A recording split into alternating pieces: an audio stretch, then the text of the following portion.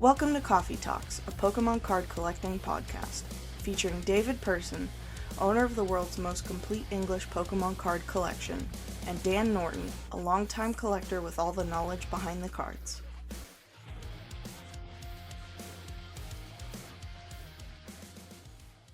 Hey everyone, welcome back. It's another Koffee Talks. It is back to just myself and David. We've had a good couple of weeks with some guests, and it seems like people enjoyed that. We'll get into your feedback on those in a minute. But David, how have you been? It's been a couple of weeks since we really had a catch up. You know, Dan, it's just another week with you and I on a podcast, and my internet really not doing anything cooperatively. So what else is new? I mean, I don't know. I think we should be honest with our viewers, though. Let's make it very painfully clear at this moment in time that you've told me to basically just keep my mouth shut today. You've got lots of things you want to cover. I should not be worried about any segments or anything.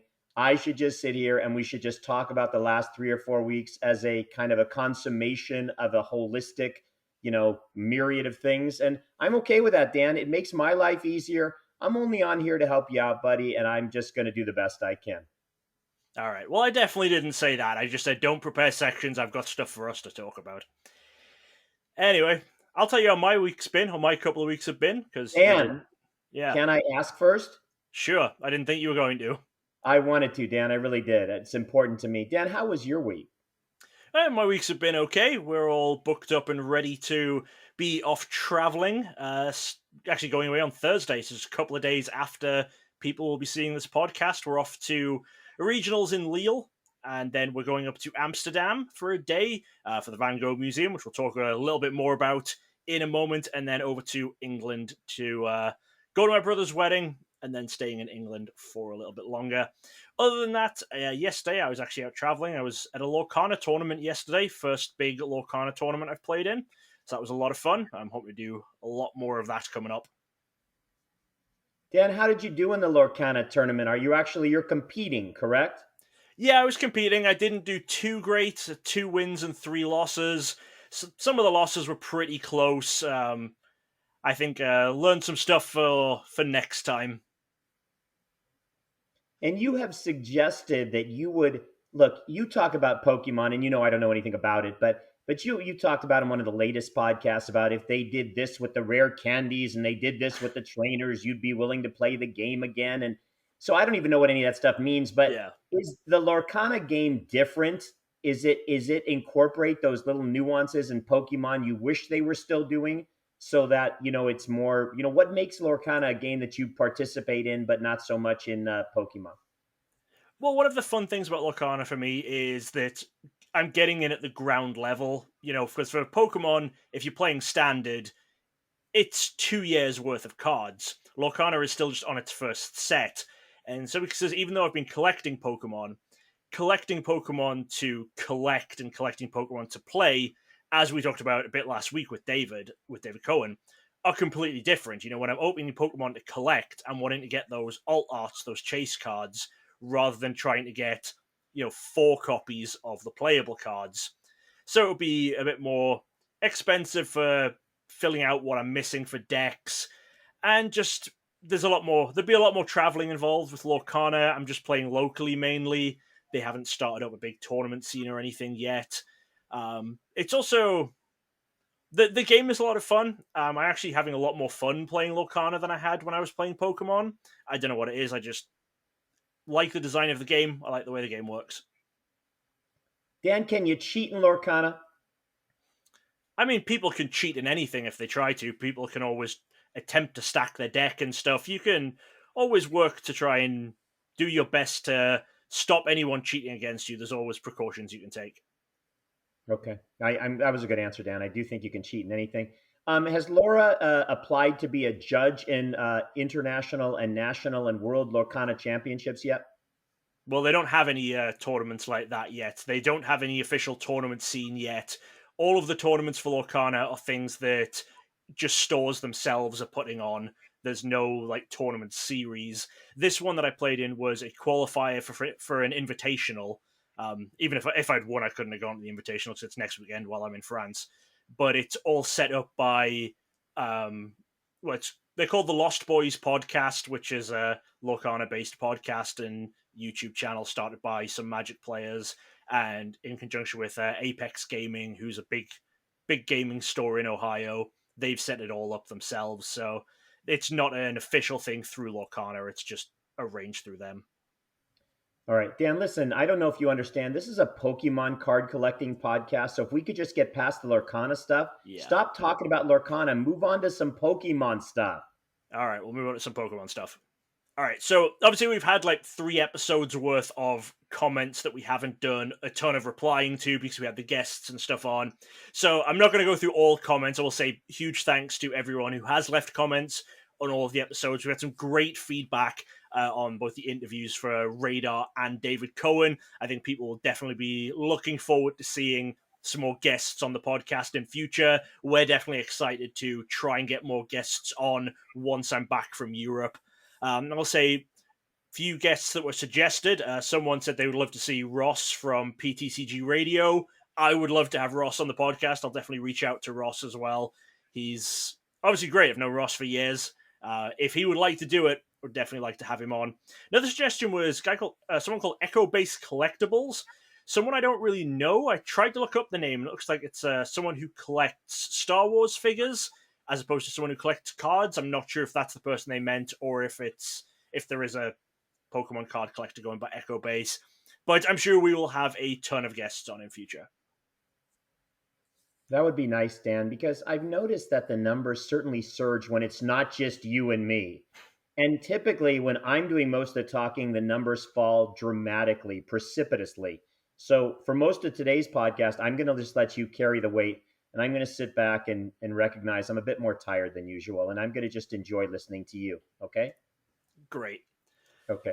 Well, it's that thing, when we're reaching out to a different audience, even if we're reaching out to people who don't have a much bigger audience than us. Like, obviously, Radar's got quite a bigger audience than us. David Cohen, not so much because he's not really in content creation at the moment yet, but we're reaching people who know him.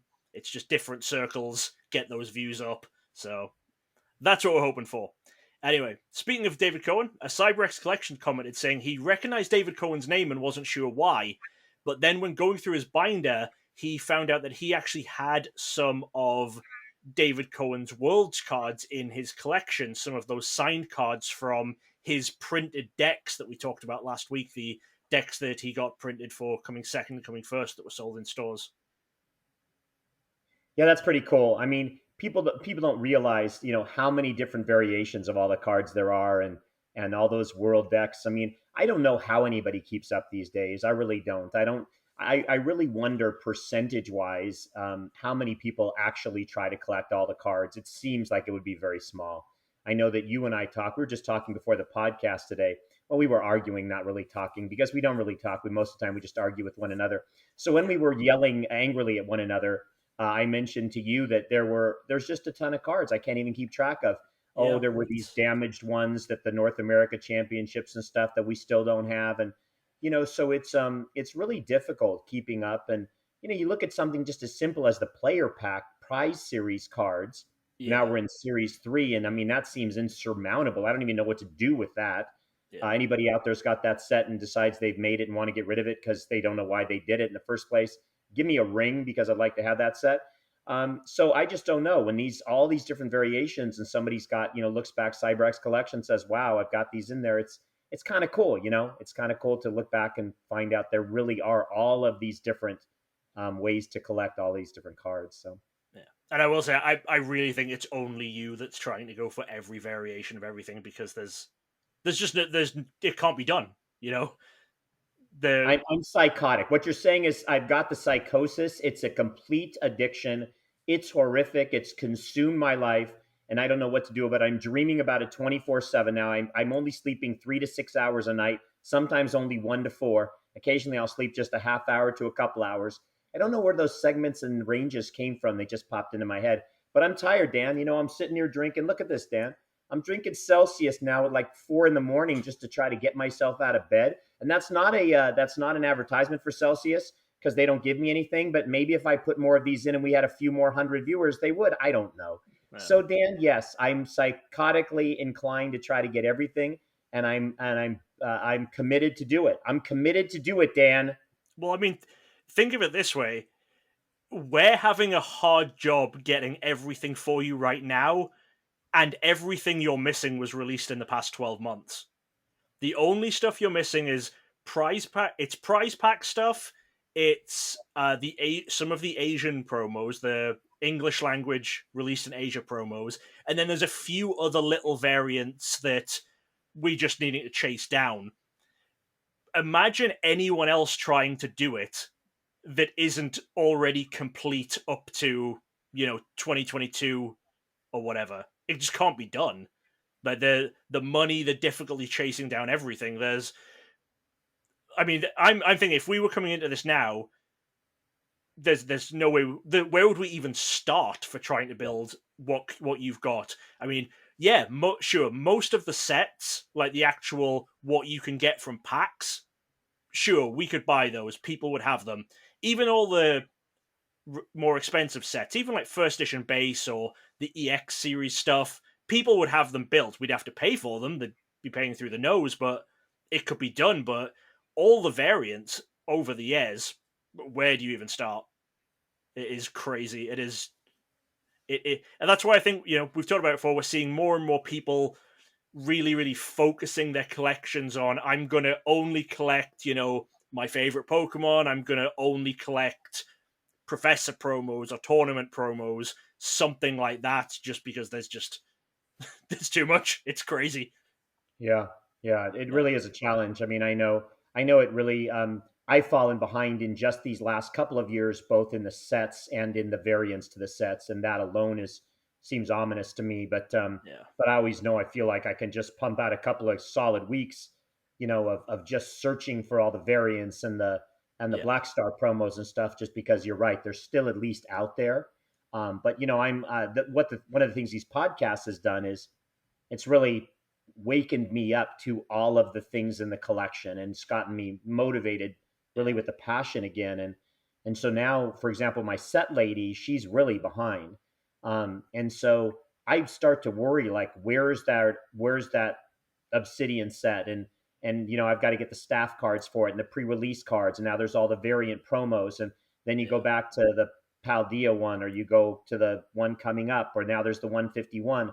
So just going back 3, 4 sets alone and looking all of that and what I still have to play catch up on, she wonders, why are you so nervous now? Why all of a sudden are you all over me? Because I'm like, because the more that we fall behind, it begins to feel more and more insurmountable. So Yeah. um, I'm Well, gonna I'm gonna throw something in now. I sure. just because you've made it be free flow. So one of the things that I find most interesting, Dan, is I'm out on Facebook a lot more these days, and with respect to me thinking about all the things I want to acquire, or you helping me acquire all the things I still need, it's amazing to me how much people think their cardboard is worth. I'm just going to put it out there like that, Dan. How much they Yeah. think it's worth. And it is so interesting to watch people argue with each other about, well, I want, 320 and I'm firm on this price or whatever. And I just wonder if people understand how many of these different copies of these cards are out there. And if you're not willing to lower them and be more, amenable to negotiations and understand the quantities and just talk to people, it's still cardboard. I mean, it's still just cardboard, and people have their opinions on grading companies and raw versus this, and you're going to talk about, I'm sure, the Van Gogh promos and stuff like that. Yeah. But it is just shocking to me that people don't understand. If you want to sell your stuff, guys, if you decide it's time to sell something, don't be afraid to discount it a little bit and get rid of it, just because you don't want to sit there for the next 5 years thinking you're going to get the every single penny that you deserve, when there's hundreds of thousands of these cards out there that other people own, and sometimes you have to be the lowest seller to get rid of them. Dan, have I said anything that makes any sense, or am I just meandering as usual? Bit of both. Bit of Okay, both. good, Yeah. good, fair enough, good answer. Yeah. We did have one question that came in from Gigaputty. Said, "What are our favorite cards to collect, and have we got anything recently that went up quite a lot in value?" Because they were talking about how they collected some of the full art trainer cards in Japanese, Now, a lot of the full art trainers in Japanese, especially with female characters on them, have seen a huge spike in popularity lately. But genuinely, I would say of the stuff we've collected, 90% of the stuff we collected from more than a year ago has gone up in some way. Like the last couple of years of Pokemon has been ridiculous. I would say especially Worlds promos, Worlds staff promos especially. We've talked about how they went up, back in the day a World staff promo was like $50 or whatever on site. And then Champions Festivals, they went up a little bit because they were playable. But then we saw the huge spike with Paradise Resort, the buyouts and stuff, but that's pushed other staff promos and stuff up. So that would be my big thing. I'm sure my Worlds collection has gone way, way up in value since I picked everything up. But genuinely, pretty much everything that either of us bought more than a year ago has gone up in some way. Except maybe sets, right, Dan? Except maybe master type of releases, Potentially, like, yeah. It's yeah, I mean, the only thing is, like, for me, and you do it as well, Dan. You like to collect all the sets. I mean, you yeah, spend hundreds of hours opening, thousands of hours. You actually tens of thousands of hours, Dan. You're on there opening like 151, and even sets that aren't out yet. You've got the inside skinny on the Paradise Rift, or I don't even know what that's called. So Paradox Rift. Somebody's got a yeah, Rift with a Paradox.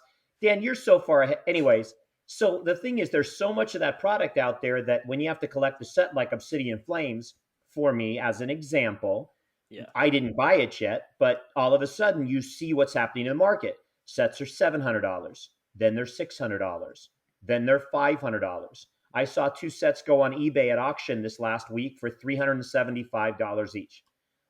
It is crazy because of the large number of cards that are being printed right now. And I have to collect all of it. I'm not collecting for investment. My money would be much better spent other places for investment right now, yeah. that I'm not able to call those appreciating assets at all. I suppose you do also, you buy them straight, you try and buy them as early as you can so you know that you have them. And I'm guessing a bit of what you're paying is going towards the time for the people to open the packs, put the sets together, build the set for you. There's some of it's going towards that, I would guess, rather than it being 100% just for the cardboard. Yeah, I think that's true as well. But again, if you wonder, I mean, I guess the implication of what you're saying is just wait a little longer, and that certainly has been true over the last couple of years when it comes to the sets. I Yeah, believe, yeah, if you waited probably at longer, we least. got your sets in full. I think at least the last year since the Scarlet Violet releases, I think that's probably true. With Sword and Shield, it kind of depended on the set because if you try to wait a year or two on Evolving Skies, then with stuff like the Umbreon shooting way up in price, that alone would more than cover the depreciation of anything else in the set. Same with Chilling Rain, the Blaziken alt art went up so much that I think the set would have been more expensive. But since Scarlet Violet came out, those sets you probably would have saved a little bit of money or could save a bit of money by buying a little bit later. But I don't. It's not a huge amount of money relative to the collection as a whole or whatever. Yeah, and again, I'm not looking to debate here. I'm just going to give you a Yeah, couple of, numbers. It's really interesting. yeah, Evolving Skies, I think, was one of the hardest sets to put together, right? Because of the distribution. yeah. It was. It came out right in the middle of the pandemic when printing was at its lowest because places were closed, and it was just one of the biggest sets in terms of how many alt arts, V Maxes, and Rainbow Rares and stuff it had. You had to be opening. And I think it was PokeRev did a stream where he opened 3 or 4 thousand packs to try and get a master set or a full set, sorry. And I'm not entirely sure that he got everything. He may have been missing a few cards still at the end of it. So that one was difficult because of the low print run combined with just how much you had to open to put a set together. Yeah, and so back then, I remember those sets were selling for, minimum of 3,000. Honestly, more, probably more Yeah. like 4,000 for a master set of that set. And now there's actually someone on Facebook selling that master set for and again, I'm not really sure it's a master set because maybe they don't have the staff cards or something, but it's $2,250 for that set. And Okay. so, I think what's interesting is that, and this is a tip for folks that are listening, because we still have about, I think at the latest countdown, you told me there were 48 people that actually still listen to our podcast. We love you all, 48 of you. I just go with random numbers. Don't go Yep. specific with my numbers. But here's the thing. I have found that for some reason, with all the new people always entering the hobby, there seems to be a lot of folks who'll take a stab at making a set. I don't know why they do it. It seems they don't do it for themselves. Yeah. Maybe they do it because they want the extra cards and then they end up making a set, whatever. And then it ends up that they don't want the set or they go out to sell the master set. And what they realize in an unfortunate reality is nobody wants to buy a set. Nobody's buying sets. And of course, David, you're saying nobody, and you should never say never or always. So, no, not nobody's buying sets. Some people are, but very few. And so, this is where patience and waiting, and you're saying it with the Obsidian Flames right now, ends up putting a lot of stuff out there that you can really buy inexpensively. And I encourage you guys to go out and look for it and put them away. If this hobby continues to do what it's doing, and you could buy an Obsidian Flames set for, I keep using that one just because it's the one I've been looking at, for $500, $400, even potentially less, that might really look to be a really good deal down the road someday. Yeah, potentially. Yeah. Now, Dan, if you had to tell me how much money you invested in putting into your building of your Obsidian Flame set, you would talk about how much excess you've had because you're opening on the streams and other things, right? Yeah. And you say, David, I might have 12, 1,500, maybe even 12 to $15,000 into your set, correct? Not quite that much for Obsidian. Okay. I All think right. it was maybe. I will say, we've said now going forward, because Laura's doing a lot more tournaments and stuff now. I've said I'm not buying any more booster boxes of sets going forward while Laura's still doing these tournaments. I'm still gonna try and buy if I can get the pre-release boxes and do that video, because we get the pre-release promos with those. I'll try and get those early on, and then any of the box sets that come with promos, I'll still be getting those. But say with Obsidian Flames, we purchased a case on release weekend. We paid probably 110-ish a box, I think it averaged out at. Open it up, put most of our set together early, and then Laura's done some tournaments, and now we have loads of boxes of Obsidian Flames where there's no point in me opening them because the cards we're still missing are worth less than the value of a box, and we're trying to sell the boxes for 90. So we've just said, as long as Laura's now is back in the tournament scene doing a lot of events, it just makes no sense for us to buy booster boxes to open. So it'll mean that for future sets going forward, it'll take us a bit longer to get the sets together, because she won't be getting 10 boxes release weekend or whatever. She'll be getting a few boxes at a time throughout the 3 months that it's the active set.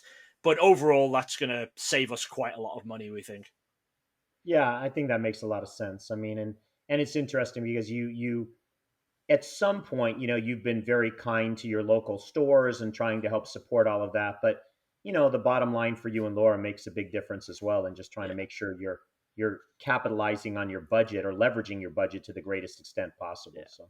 And to be honest, the stores, especially our local stores, they don't make very much profit on actually selling booster boxes or booster cases, because since they're giving, obviously you're not buying a booster box for the retail cost of 36 packs, because that's something like $180. They're selling them at 110, 120-ish. So they're maybe only making about $20, $30 on a $110 sale. Whereas the actual box sets and stuff, which I'm still buying from them, the blister packs, any of the promo boxes, they're still making, they're making their 40% on that. So if I was for me to stop buying the cases and stuff from local stores, they're not actually losing out on too much profit. It's, a sale that they're losing, but they'll find something else to do with those boxes. And doing it this way, the boxes for last set, actually, we got through, we had a lot of store credit through trade-in at a local store. One store that takes, all of the bulk and just gives us bulk rates on it. So doing this, it means that now any store credit we build up at the stores, we can use to pick up some of those missing cards to fill in other sets rather than having to use the store credit to pick up the booster boxes or whatever. So hopefully it's going to mean that sets get completed a bit more as well. Yeah. Dan, can you just talk real quick about 151, the English Sure. version 151? I don't know where you are in the set building process there, but I haven't heard much. I can certainly tell because of the Obsidian Flames that the distribution was obviously very good, Yeah. because it's very cheap to buy a set. How has it been with 151 from your experience? You know, roughly how many cards are in that set? And when you open stuff, is it something that should be a relatively easy set to put together or more difficult? So it shouldn't actually be too bad. I think it's a little bit more difficult than than the regular Scarlet Violet sets, because it is a special set. It's not a set where you can buy just a booster box or anything like that. But it's still way easier than any Sword and Shield set. What was nice with this one is, as well as doing all of the promo boxes that they normally do, you get a few packs, you get some promos. They did booster bundles, which is just a bundle of 6 booster packs of the set. So we bought a lot of those on release weekend 1, because obviously Laura's never going to get paid in 151 at a tournament. So that stuff we kind of have to buy. We've opened quite a lot of it. We've opened at least 2 of every product. We opened like 20 of the bundles because that's the most cost efficient way to just be getting extra packs. And then we bought we had to buy like an extra ETB at Best Buy to get the Best Buy stamped card, and another one at GameStop to get the GameStop stamped card. So the only stuff we have that we haven't opened is we got our Pokemon Center Ultra Premium collections through. Well, they're the Ultra Premium collections we ordered from the Pokemon Center. There's nothing special about them being from the Pokemon Center. But we'd put down for 2 at our local store, and then had to order them from the Pokemon Center as well to get the Squirtle promo that comes with them. So but that arrived late. So we still have those to open. Laura's set is very nearly done. She's missing, I think, 1 special illustration rare, 2 or 3 full arts. Mine is, I think I've got about half of the extra stuff, the special stuff. But I've hit some of the major ones. The only one I'm hoping really to hit from these 2 is the Charizard. The Charizard's the big money card, obviously. So it would be nice if I hit that. But it's not going to actually cost us too much. Even if we just went out and purchased all the cards we're missing, it's not going to cost too much to finish it off. They have reverse hollows in this set as well. They do, yeah. The main set has reverse hollows for everything other than the EXs. Okay, and I noticed I saw a site that, again, I don't know about this stuff and how plentiful. I mean, there seems to be quite a bit of it out there, but Yeah, I know that I think the booster bundles that you talked about came out about $26 or $28 a pack. that's about. And then I see now they're like in the low 40s from what I saw. Somebody I'm just a curiosity question from your perspective. I saw somebody had a website and they said, look, we're restocking. We're going to be around $38 a booster bundle pack. How is that price? Is it something that people might want to pick up and just put them away for down the road since you can't get booster boxes of this set? Or you think they'll continue to print and it won't be anything? That's really nothing to write home about.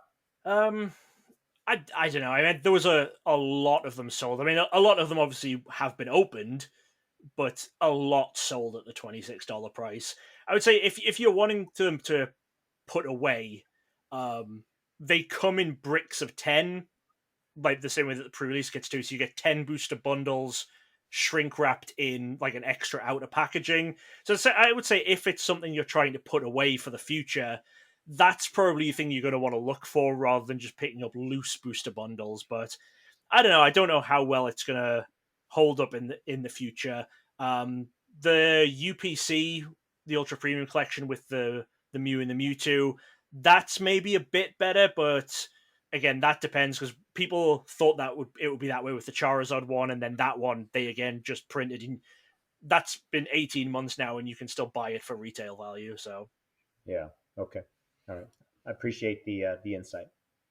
All right, next thing I want to mention, I'm going to shout out a guy called Splatty DS. Weirdly, Splatty hasn't actually commented on any of the podcasts, but Splatty's been commenting on some of my other videos and my Twitter and stuff that I've been working on recently. David, do you remember what smooth and pixel Cosmos foil means? Can I say yes, but not really mean it? All right, I'll tell you. So Okay. obviously, when they first started printing stuff in Cosmos foil, they had one design of it. Around 2013, they made the switch to a more high definition version of the Cosmos foil, so the circles and stuff looked a lot smoother, whereas the old ones looked more pixelated.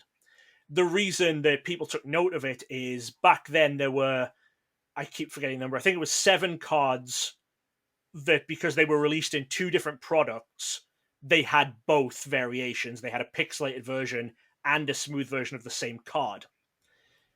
For some reason, for some unknown reason, Pokemon has started using the pixelated version on some products again. My best guess is this is to do with the fact that they just took over the printing facility themselves. Potentially there was some kind of backstock that once they've purchased everything, they've ended up with this backstock of Cosmos foil, and they've started using the pixel versions. Hmm. And it's turned out that, again, some cards have a pixel version and a smooth version. People first started to notice it with the basic energies that are in 151. Because in 151, there's a 1 in 4 chance that the basic energy in your pack is a Cosmos foil. Most of them are pixel, but some people are getting the smooth ones as well. So when we found out about that, I started trying to track and catalog all of the Cosmos foils that have been released since Scarlet Violet and track which ones had what versions. And Splatty DS has been helping with that, looking through eBay listings, trying to get good scans of cards to see which ones have both. So just a shout out to Splatty, say thanks for that. So far, in addition to the energies, we've found 2 blister promos, a Smoliv and a Growlithe, that have both pixel and smooth. Other than that, different cards have different ones, but no others that we found that have both. They either have the pixel or they have the smooth. But I will keep you updated, and I'll keep everyone updated if we find out more information on that.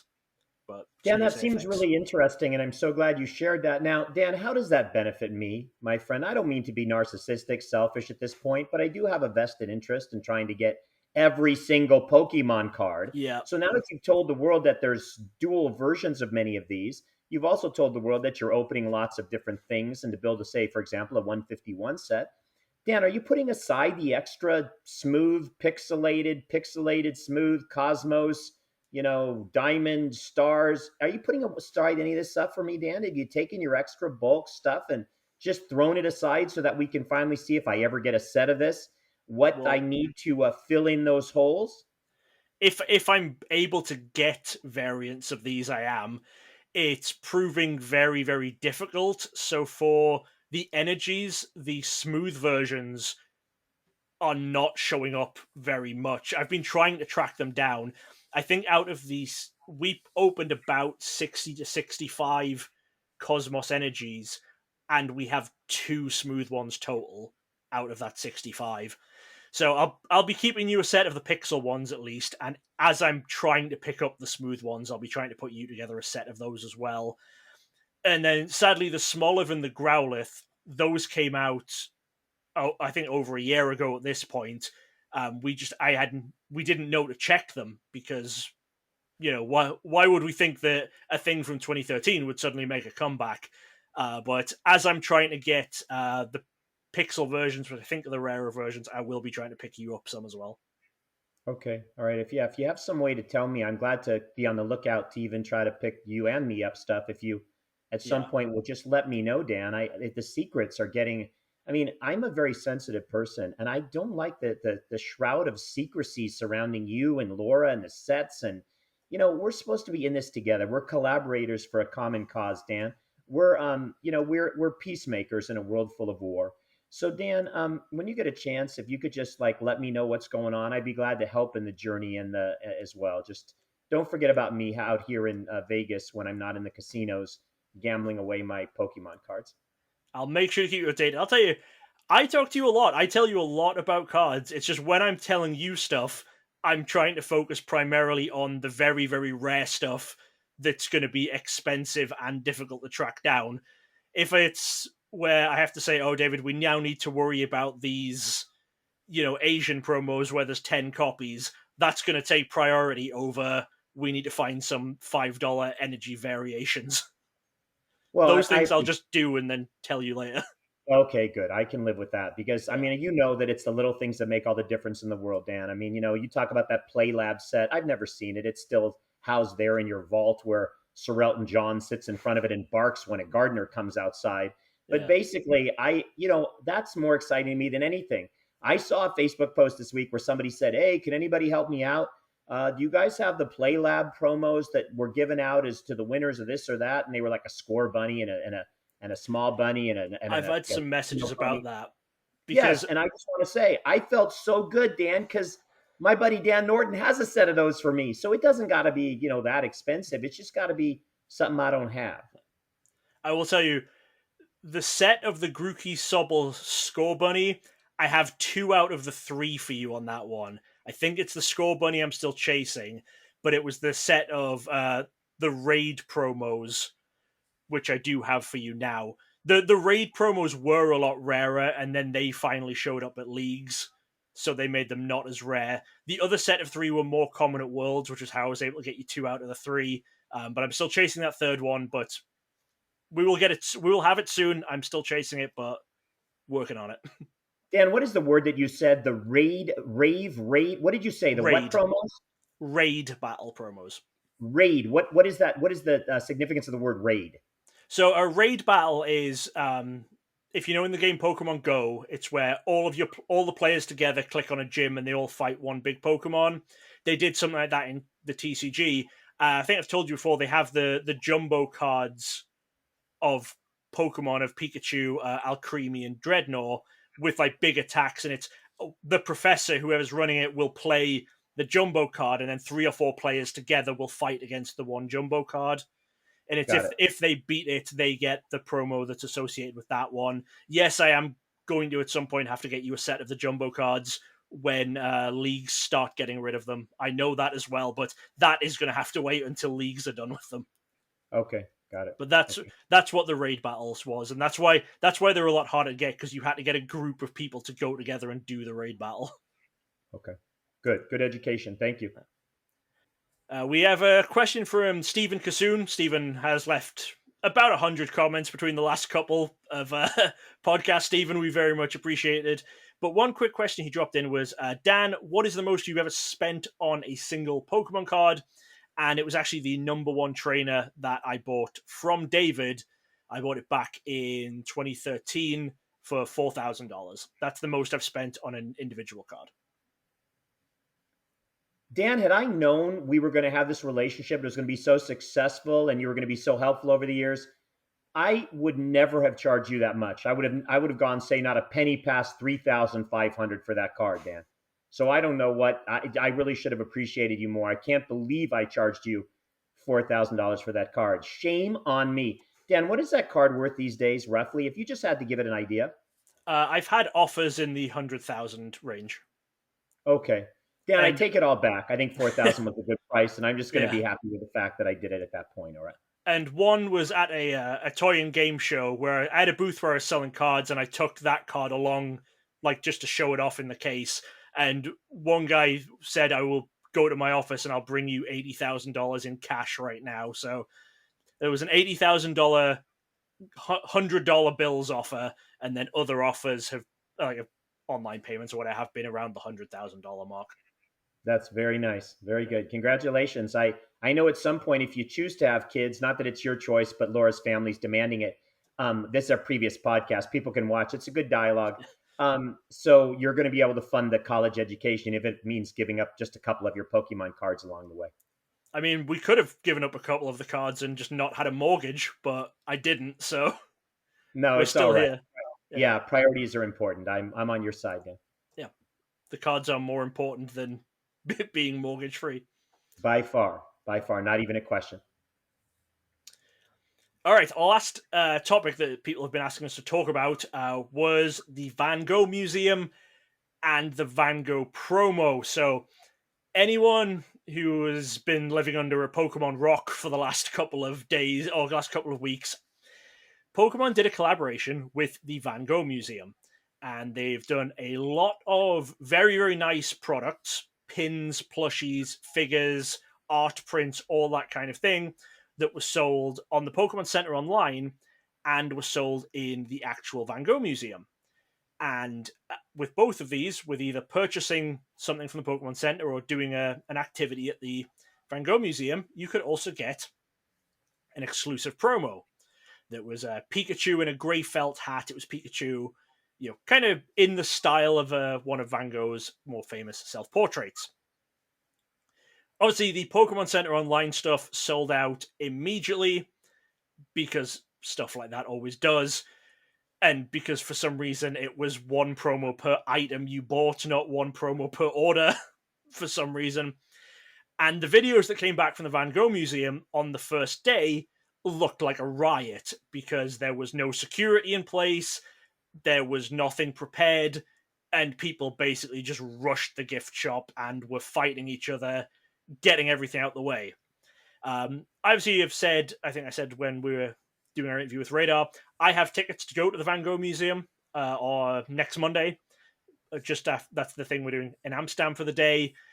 But they have said that there's going to be no more promo cards at the Van Gogh Museum. They said that the Pokemon Center online is going to do a way for more people to be able to get that promo card, but the museum has just said for the safety of its staff, they've had to cancel it because of how ridiculous it was the first few days when people were just rushing the gift shop.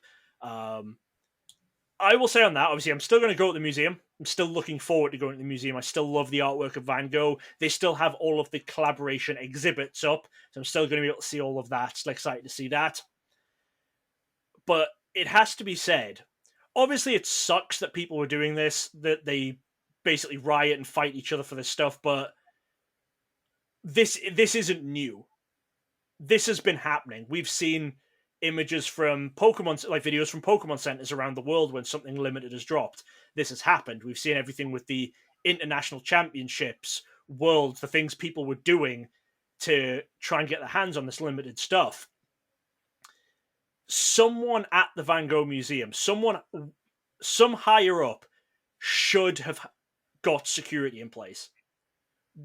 I don't know how they could have got as far as doing a collaboration with Pokemon, knowing about previous collaborations they've done, and not set up some level of security, some kind of organized queuing system to get a few people into the gift shop at a time, people lining up, getting time slots.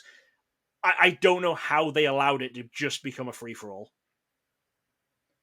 Dan, we've talked about this a lot in the past, and not this specific issue, but Pokemon Center and our frustrations with it. And you and I have specifically debated, or at least conversed over whether or not they just do it deliberately. We talked about the limited edition backpacks and things, and Yeah. and you'll say, "Gosh, it seems like it's limited," and I'll say, "It seems like they just didn't think it through." It doesn't seem like anything related to Pokemon Center and Pokemon Center releases, whether or not that be merchandise or promo cards, is ever really well thought out. There just doesn't seem to be, foresight and consequences, anticipation of any of that.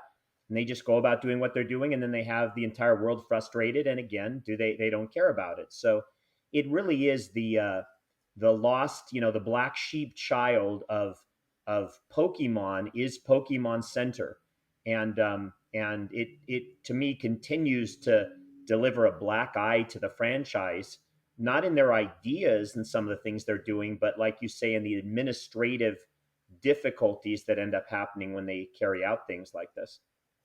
Yeah, obviously I agree with that on the Pokemon Center, but this one, the museum themselves, I think, has to take some responsibility because they put their staff in danger. The museum, as well as the Pokemon side of it, the Van Gogh Museum side of it, needs to understand that they should have anticipated this as well. But Dan, they don't know that. In other words, it's easy for you to say that, but I mean, unless they're brand new to Pokemon and doing a collaboration like this. So I'm not saying you're wrong in any way. In an ideal world, they absolutely would have anticipated this. But they're not going to be ones to know that. This is not their forte. This is not their wheelhouse.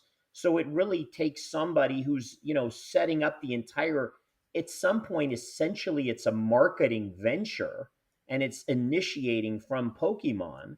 So you'd think that they would be the ones that would have advised them and said, we advise you heavily to put security in place. Now, if they didn't do that at the Van Gogh Museum, then it's on them. But if you don't have step one, step two, step three, we're going to announce a promo. It's going to, and collaborative with you guys. You guys need to have security in place. This is what's happened before. I just don't know that I'd put that on the Van Gogh Museum. I'd still put it on Pokemon. And again, nothing, just my opinion. I'm not saying it's not on Pokemon. Pokemon definitely should have done that on their side. But even if Pokemon didn't, you say Van Gogh, obviously the Van Gogh Museum is new to Pokemon, but Pokemon is in the news. Even if you're not in the Pokemon space, you can't avoid news of the card sign. Which I have friends and family who are in no way in the Pokemon space will tell me they know about stuff that's happened in Pokemon just because it is worldwide news. And if you're doing this kind of collaboration, even just the most basic cursory Googling of Pokemon is going to bring up something. Like, I'm not saying the Pokemon company are not a problem in this. They obviously, if they didn't communicate to the Van Gogh Museum that they needed security, then they definitely should have done. But even if they didn't do that, the Van Gogh Museum also, they should have been easily able to find out themselves. No one in the marketing department is going to go should be going fully into a collaboration with Pokemon without doing even the most basic research into what's happened with collaborations in the past. Yeah, I mean, I hear you, and usually I usually agree with you. I mean, honestly, as much as I can't stand things that you do most of the time, 98.5% of the time, I'm in complete accordance and agreement with your thoughts and feelings on stuff. I know what that 1.5% difference is, and I'll get into it on a very specific podcast topic when I'm allowed to rant again in the future. But right now, Dan, what I want to say is I do not agree at all. I think that what you're discounting is you're discounting your heavy involvement in this hobby, and you really are the historian and the magic maker when it comes to information. And so most of the folks you talk to and deal with in your world is to do with this hobby in some fashion. Now I look at 98.5%, same number with people that I know. They don't follow Pokemon at all. They don't even know it, because you know what their attention span is, Dan? Their attention span in the world is the attention span of a TikTok video for about 32.5 seconds. Everything I say has a half second after it, and I'm not sure why. I got to work on why that's coming into my mind. So I do not agree. I know that it would seem logical to say they should know because it's in the news everywhere. It's not. It's what you look at in the news. I can bring up the biggest celebrities, and no one in my family and no one of my friends have even looked at any of that news because they're too busy and consumed with their day-to-day life. So I hear you, and ideally I understand what you're saying. I just don't agree. Do I think they should have and they should know and whatever? Yes. But to expect them to gauge the news because there's Pokemon articles? No. I mean, I don't think so. This isn't Walmart on Christmas Day. Okay. Walmart on Christmas Day, when there's the flood at 4 a.m. and they're all rushing in to get the deals and it's people knocking each other over. That's national news on every single broadcast of the news every single day. This is not that. And so I don't think but so. To come back to it, even if they don't know about it, just say they have no knowledge of it at all. Like, let's take something. I'm sure. I mean, I'll say I have basically no knowledge of what the Kardashians do. I'm aware of their presence because, like, just through very, very in my peripherals, information will come up, but I don't follow them at all. But if I was going to do a business collaboration with them, I would look it up and then I would find stuff. Even if these people who were involved in the marketing team and setting this up had absolutely no knowledge, it seems like they should be looking into it and finding this stuff out as they're doing the collaboration. Even if they have no knowledge of it, it seems like it should be part of the setting up the collaboration business side of it. Should be part of the job to be looking into that. I mean, like, we might just fully butt heads and not agree on this one, but for me, it just feels like the information is out there, and when you're going into it from a professional business collaboration setting, it just feels to me like they should be finding it. Yeah, I understand. And I think sometimes a good podcast, you do butt heads, Dan. And that's why I'm not going to let this go right now. I'm going to come back at you with one more thing. I've decided I was going to let it go, and I thought, no, we're going to butt heads right here and now, because when we don't have segments on a podcast, Dan, I've got time to butt heads. So here's my Okay. question, buddy. Yep. News in the news, Pokemon in the news, Pokemon in the Pokemon. Here's my question. When is the last time that you think a national news article or a news article or something for general population consumption came out and said that there was a riot in Pokemon? In other words, I'm not talking about you sitting there, Dan, and at Worlds and watching when everybody's thrusting themselves in the Pokemon Center kiosk or small setup or whatever, and they're knocking each over to get merchandise, because that wasn't written about anywhere. So other than you explaining it. So tell me what you think they would have read, they could have read, to say that there's going to be chaos at the museum. Give me a last time that that happened that they should have found. Okay. Well, national news, sure. Any news, any easily obtainable Okay. The news. every that stuff about the Pokemon centers at the internationals and the failings of that and people fighting over the Bear Walker skateboard and stuff, that is reported on news sites like Kotaku is a very big gaming news site. But even if you're actually looking for the news, even something like Cerebi, Pokebeach, Bulbapedia, Bulbagarden's news site, if you're trying to find out information about it, these are sites that you'll come across with even the most basic Google searching of previous Pokemon collaborations. I mean, because those, if I think of Pokebeach, I think of an overwhelming amount. It's not 5 articles, it's 5,000 articles. And how I would think to go in and search that to find all of this, I think it's more obscure than you think. That's all. So I can either agree to disagree, or I can tell you just to end this that you're 100% right and I'm 100% wrong. I'm going to decide by the next podcast which route I'd like to take. I don't want to decide right now. I haven't figured out what I want to do at this point. So I'm going to leave it in limbo. But I'm going to say good discussion and unfortunate situation with them not anticipating it. I'm also going to shout out to somebody in a negative way, because I like to do that sometimes. I'm not afraid to name names. I'm going to shout out to Ozzy Pineda, OZZYPINEDA, on Facebook, who I decided to buy a felt hat Pokemon Pikachu Van Gogh promo. He's Okay. in Vegas. He's in the Vegas group. And I said, hey, I'd like to buy that from you. And he was selling the promo, and he was selling it along with a deck box. And I don't know, it was like $110 or something like that. Okay. And so he said to me, okay, David, I'll meet you tomorrow morning and we'll go and we'll get it. I think it was 120 or $30 by that time, because I didn't know there was going to be a reissuing, and nobody's really sure there's going to be a reissuance of the promos, but they say there's going to be. But with Pokemon Center, you never know. So I agreed to meet him, and I said to my wife that night, I said, he'll never go through with this because nobody ever does. He's going to get a higher offer. And that's what this world's come to. So by the next morning, I said, hey, getting ready to meet with you. And he said, yeah, somebody bought the cards. Sorry. So I went to the Facebook group and the moderator, and I said, is this okay? Do you guys care? And they go, no, we don't care. Your dealings with somebody privately are your own dealings. And I said, good. Can we at least shout them out? And they said, no, we'd prefer you don't shout them out. That was Dark Side Games here in Vegas, because they seem to be really good people. I've talked to them a couple of times, and they care about nothing more than themselves. And so basically, they said just leave it alone. So maybe they told Ozzy that I complained. I don't know if they did or didn't. I don't really care. But Ozzy felt bad, supposedly. And he said, you know what? I'm going to get some more of these, and then I'm going to get you one when they come in the next time.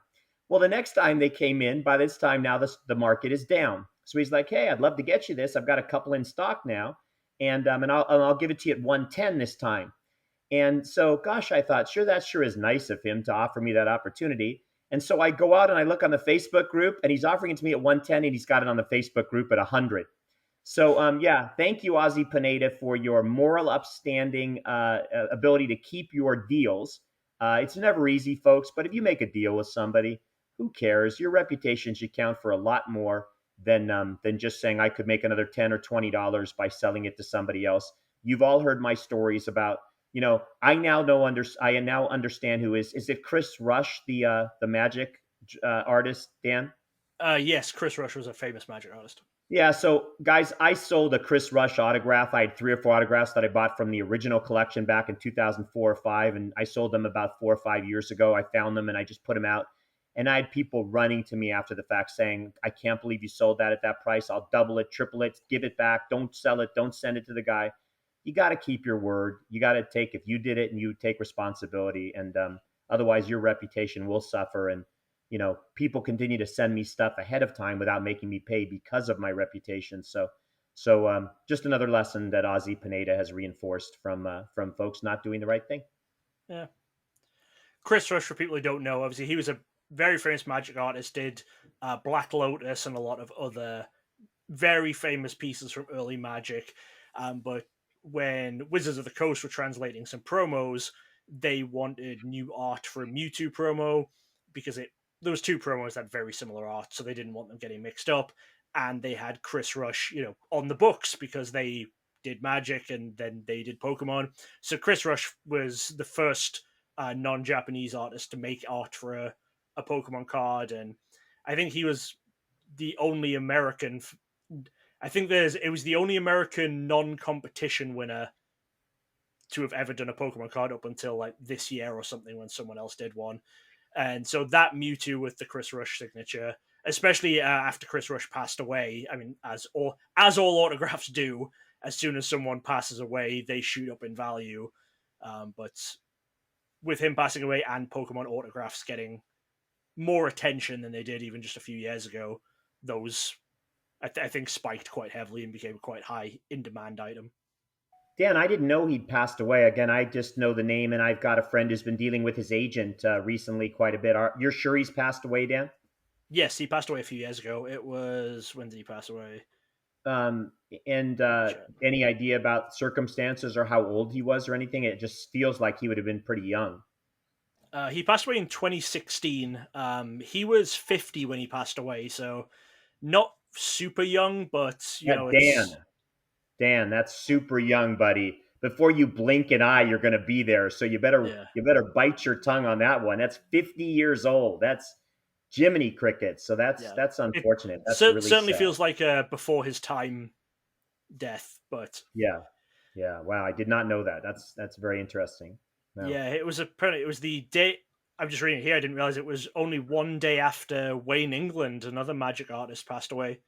It was February 2016. They passed away, Wayne England, and then Chris Rush the day after. Wow. Wow. Crazy. I never did get to meet Chris Rush or Wayne England before they passed away. I've met a few Magic artists by going to different events, and they're always a lot of fun to talk to, get their stuff signed. I met Wayne England's widow actually. She came to some Magic events and was selling off a lot of his additional artist proofs and stuff after he passed away. Wow. All right, David. So I guess that's all of the topics that people were asking us about in the comments that we picked out. Again, thanks to everyone who left comments on all of these. Just talk to us about something, David. Tell us what's on your mind. Yeah, so I'm really excited. The next several weeks, I mean, Dan's going to talk about the fact that he'll be away again in Europe doing his thing, but I'm hopeful in the next 3 to 4 weeks there are going to be some tremendous announcements, developments in my collecting journey, card acquisitions, other special things that are going on that are all kind of one of a kinds. Including a little bit of a foray potentially into the Magic area, which is funny, given our discussion about Chris Rush and England and stuff. So, Yeah. um, but I don't want to give away any of that until I'm really big on not jinxing something. So I really like to have cards in my hand, and a lot of times when these things are happening around the world or in other places that don't originate right here with me, I do have to wait. Including Dan and Laura owning 3/4 of my collection in their Ohio suburbia home at this point. And I don't know if they're ever going to come out here because why not? They're worth more dead and alive now to me to just stay in Ohio and just hold these things over my head as ransom. But Dan's got, if you guys don't understand, he's got like most of my Worlds cards, most of my promo cards from Asia.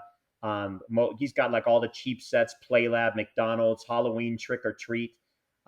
By the way, don't, if you're going to do Halloween trick or treat cards this year, don't give them out. Keep them for yourselves. Or you know what? Open them, take the cards out, search them, keep all the good Pikachus and Umbrians, and then reseal them and give them to the kids. They won't know. They'll be so excited to see anything in there. You could buy bulk and just stick it in. Nobody cares. I'm just kidding. I'm teasing. Don't do that. There's only like 3 cards a pack. Wouldn't be that hard to do, but it'd be not worth it. The whole pack costs like $40. So monstrous developments. All right. And here's what we should be doing. And I'm considering it. Okay. I'm going to say this right now. Okay. We should just be doing Patreon. We shouldn't even be making this a public discourse or a podcast, because I'll tell you why. Nobody watches, okay? I got to have radar on to move Dan's views up to like 800 views, because normally we get like 102 or something. And Jack Meeker and Cyberx Collection are like, they're watching 4 to 5 times each just to get us to 102 views. I force my wife to watch. It's actually what we talk about in therapy these days. That's not going to last, because I'm trying to make her give an hour of view time to Dan's Coffee Talks. Wonder who came up with that wonderful name. Anyways, Dan, don't answer that. Just let me continue on my rant of the day that's not a rant. So, folks, I cannot explain to you. If you're not watching our podcast and you're not telling friends, you're not seeing Cosmos foils and Disco foils, and you're not seeing what's coming up in the next 3 to 4 weeks. Dan's going to get back. He's going to fly out here. I've got folks from across the world sending me the other stuff. It's the biggest announcement in the history of Pokemon, and it's coming. It's coming. I'm not making that up. I don't exaggerate anything. And it's coming in the next, I'd say, 3 to 4 weeks. So look for it, listen to it. And when you see it and when you hear it, do me a favor. Please tell people to watch Dan's podcast, Coffee Talks. He's going to give you the social media hook lines here. And see what this whole thing is about. See why what we're doing is different, and the collecting journeys we're on are so unique and far apart from what anybody else is doing. Okay, that's all I can say. But it is really something that everybody should be enjoying along with us. If you're not, you're missing Dan, and nobody should miss Dan except for Laura. And even when she goes to her regional tournament stuff, she doesn't miss him that much. He's got to stay home and take care of the dogs. It's a good relationship. Out of sight, out of mind. Absence makes the heart grow fonder. Blah blah blah. Anyways, I'm happy with you guys. I'm content with you guys. I've also got controversy coming up. Wait till you see what I've got. I'm going to out somebody in the next 4 weeks who's trying to ruin the hobby for everyone else, okay?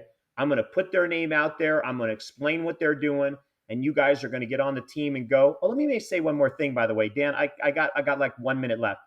Okay. I want to say this as well. None of you guys realize this because you're not live streamers. You don't watch live streaming. But I do have a distributorship with Omega Mystery Boxes.